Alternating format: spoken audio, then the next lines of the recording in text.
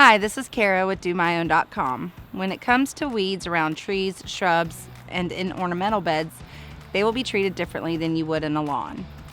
Weeds you already have will be controlled with post-emergent weed killers. When treating shrubs, trees, and ornamental beds, weed types play a big role.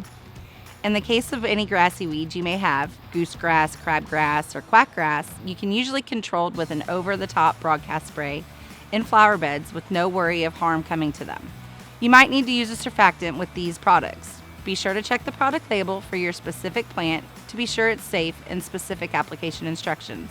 This only applies to your post-emergent grassy weed selective herbicides that have specific active ingredients and formulas. For example, some grassy weed killer active ingredients might include clethidim, sethoxydim, or fluazepop p-butyl. Now let's talk about broadleaf weeds you might have, such as clover, dandelion, violets, and more.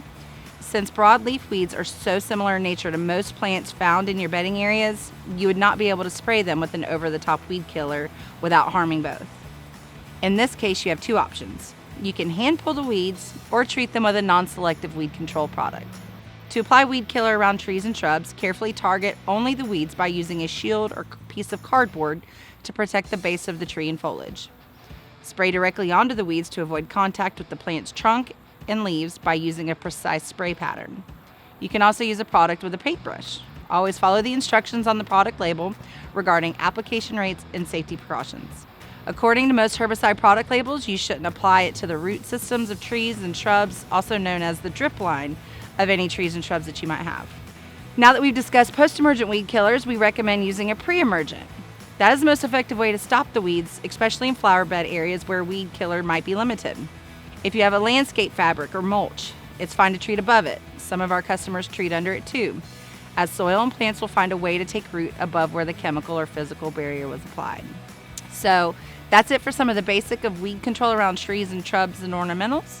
Please let us know if you have any other questions and we would be more than happy to help. Thanks for watching. Don't forget to subscribe, like, and comment on what you'd like to see more of. And make sure to visit DoMyOwn.com for all of your lawn care, pest control, and animal health needs.